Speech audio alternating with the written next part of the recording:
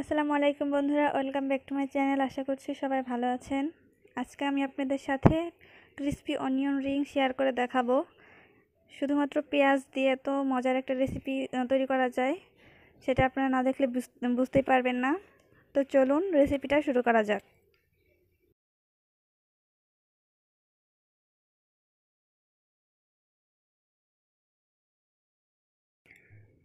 Onion Rings তৈরি করার জন্য আমি এখানে একটা বড় সাইজের পেঁয়াজ নিয়েছি, আর এই পেঁয়াজটাকে আমি মাঝ বরাবর করে 4 টুকরা করে কেটে নিব।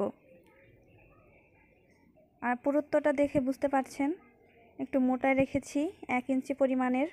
এবার আমি সবগুলো লেয়ার এক এক করে খুলে নেব।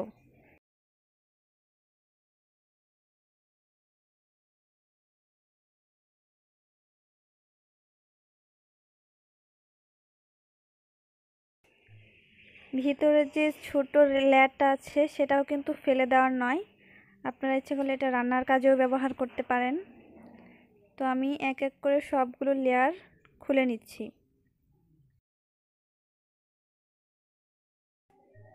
সবগুলো লেয়ার খুলে নেওয়া হয়ে গেছে।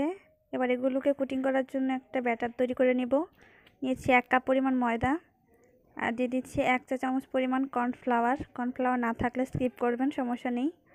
আর দিচ্ছি 1/2 চা চামচ পরিমাণ রসুন গুঁড়া, 1/2 চা চামচ পরিমাণ শুকনো মরিচ গুঁড়া, দেব পরিমাণ মতো লবণ, 1/2 চা চামচ পরিমাণ হলুদ গুঁড়া, 1 চা চামচ পরিমাণ গরম মশলার গুঁড়া,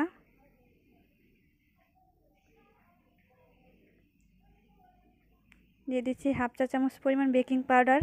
এখানে আমি দিয়েছি 1/2 চা চামচ পরিমাণ করে জিরা বাটা আর আদা বাটা। ভিডিওটা স্কিপ হয়ে গেছে।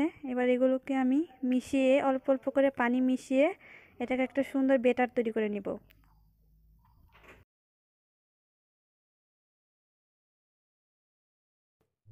অল্প অল্প করে পানি মিশিয়ে এই ব্যাটারটাকে রেডি করে নেব।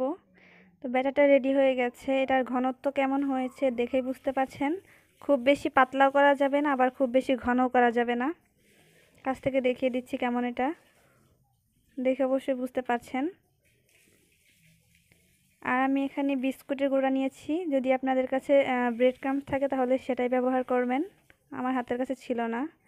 এবার আমি একটা একটা করে রিং এই ব্যাটারে খুব ভালোভাবে চুবিয়ে নিচ্ছি।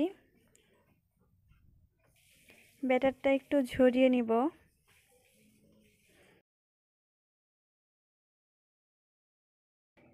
ঝরিয়ে নেওয়া হয়ে গেলে এটাকে আমি বিস্কুটের গুঁড়ার সাথে কোটিং করে নেব।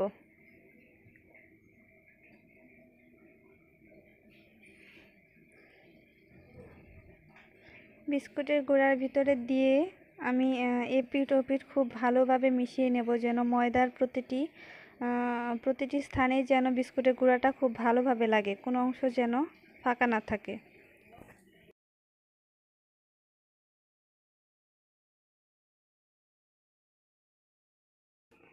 কোটিং করা হয়ে গেছে। এবার আমি এটাকে অন্য একটি পরিষ্কার প্লেটে উঠিয়ে নেব।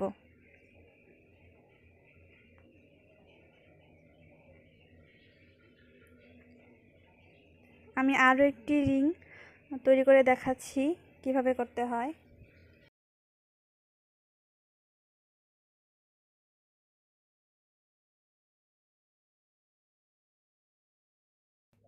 দেখেই হয়তো বুঝতে পারছেন কত সহজে এটা কোটিং করে নেওয়া যায়।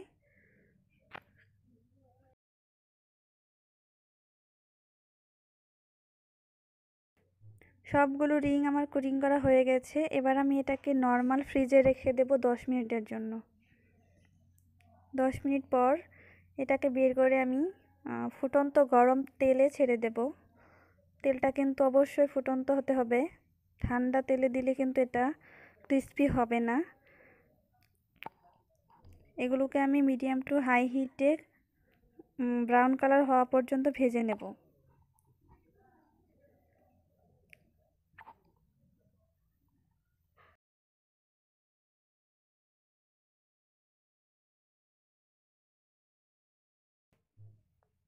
রিংগুলো ভাজা হয়ে গেছে, দেখতেই পাচ্ছেন।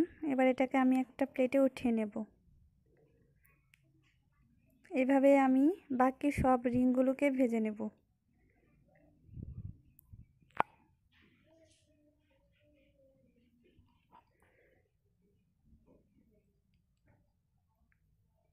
তো সবগুলো আমার ভাজা হয়ে গেছে। একটা ভেঙে দেখাচ্ছি কতটা ক্রিস্পি হয়েছে।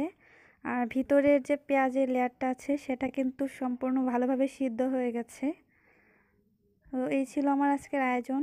ভালো লাগলে লাইক কমেন্ট শেয়ার করতে ভুলবেন না। আমার চ্যানেলটাকে অবশ্যই সাবস্ক্রাইব করবেন। আর সবাই ভালো থাকবেন, সুস্থ থাকবেন। আসসালামু আলাইকুম।